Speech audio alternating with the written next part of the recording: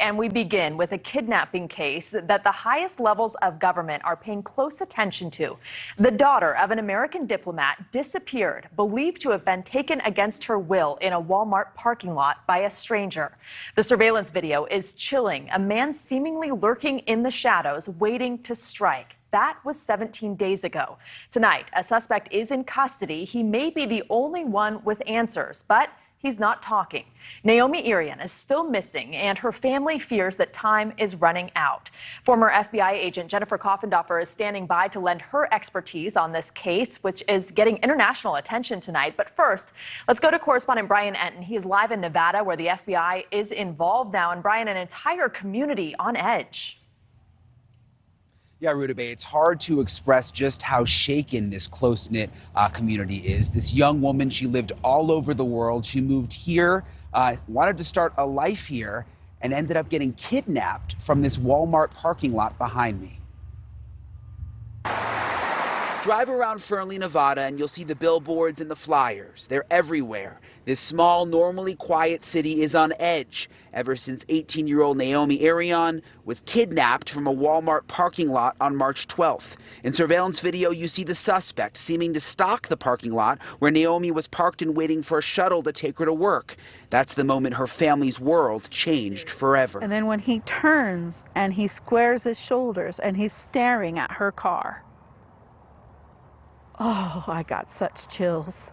It was like that moment when a lion spots its prey and is about to pounce. Knowing Naomi the way you know her better than anyone, is she the type that would fight, or is she the type that would?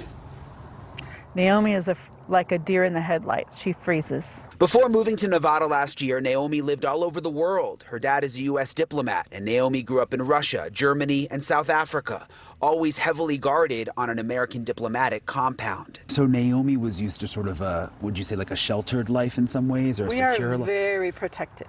We live in a very secure compound with 12-foot walls with razor wire that's electrified on top. We have armed guard at our gate. Everybody has to show ID in order to get in.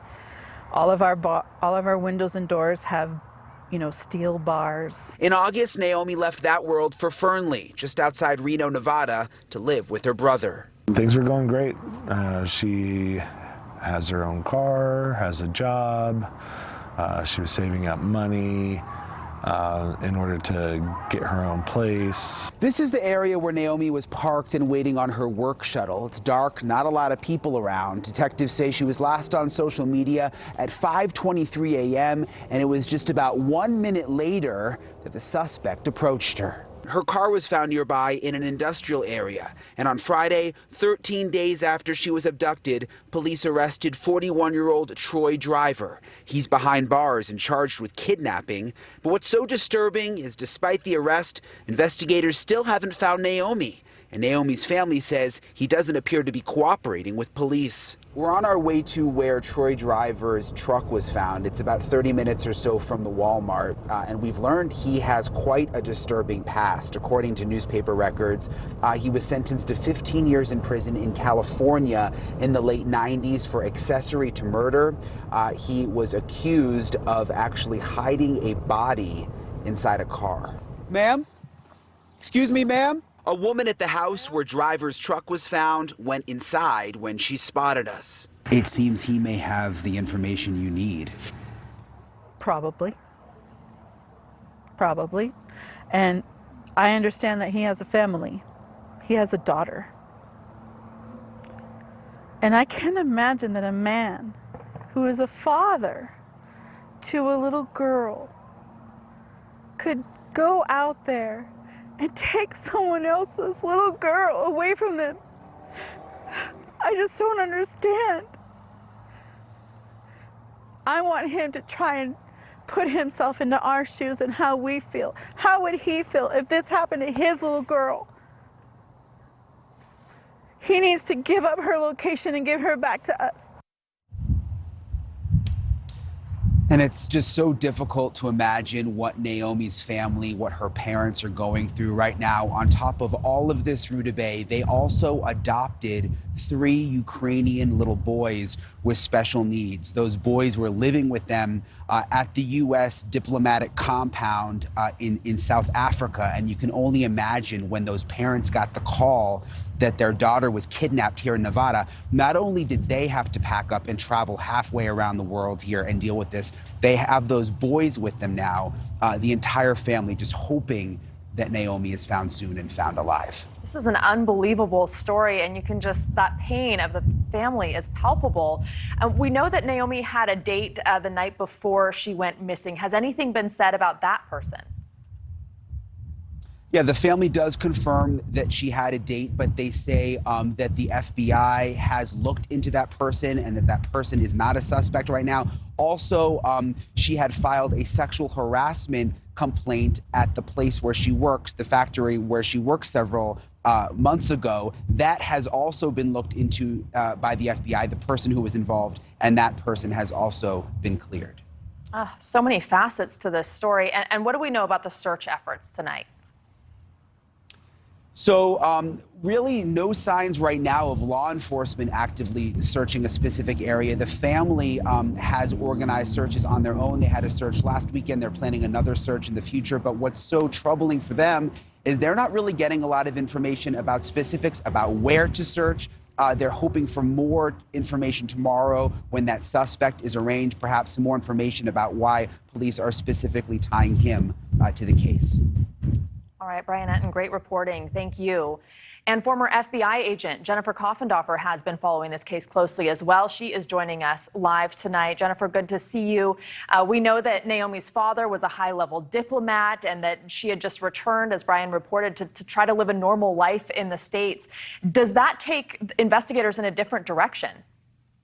I don't think so in this particular case. It's clear that she was abducted. We have camera footage showing that. And this looks like she was specifically stalked and preyed upon in that Walmart parking lot. And there is the suspect in custody, but as far as we know, he's not talking. What methods are investigators going to be using to get him to talk? Well, right now, they don't have any bargaining chips. He's being held. This is not his first rodeo. He's been arrested multiple times, as Brian Etten mentioned, and he's not only learned tricks of the trade when he's served his prison sentences, he's been through the system. He's dealt with law enforcement and investigation since he was 17 years old, so he knows not to speak. And what does it mean that he was arrested for kidnapping, but that she still hasn't been found? Well, they can prove at least probable cause to approve right now the kidnapping statute. However, that's the only statute they really have that's provable in terms of probable cause at this point. So that's what they've charged. And they say that there's evidence of a crime in her car. We heard from the family that even they don't know what that is. Where does your mind go when you hear that?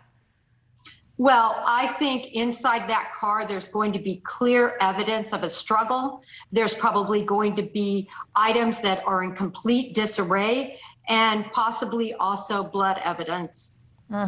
And of course, so many people, including yourself, will be paying attention to this court hearing tomorrow. What are you looking for tomorrow? Well, tomorrow is a huge hearing because they're going to make decisions about the bond for Mr. Driver. Specifically, the prosecution is going to be looking at proving that he's a flight risk, proving that he's a danger to the community. There's going to be facts and circumstances that come out that possibly we don't know yet. So it should be very interesting from a fact basis because the defense on the other side is going to be arguing that, no, you don't have the facts to show my client actually abducted Naomi. And secondarily, he has ties to the community. He has a job. So the prosecution will be working hard to present facts that show those two elements so they can get him no bonded. And this video is just so chilling because you see this person, as the family said, like stalking prey in this parking lot. What does the video tell you as an investigator? Well, I see one of two scenarios here. Either he had been stalking Naomi and knew that she parked in and around that vicinity in the parking lot and was specifically looking for Naomi based on her normal routine, or that he was merely in that parking lot trying to find someone who was waiting for that bus or who was in that parking lot in the early morning hours that was vulnerable. And so if this was a crime of opportunity, or even if it was a stalking situation, what is your advice to women who may just not have their guard up? You know, we all go grocery shopping, we all go to work, we're in parking lots every day. If you are alone, if not many people are around you, if you are in dusk hours, you have to be very alert. You should have pepper spray in your hand.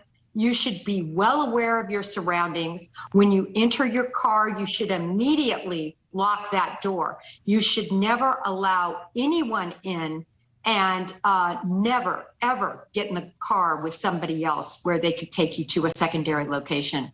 Thanks for watching. Click the red subscribe button below so you can get more of NewsNation's fact-driven, unbiased coverage.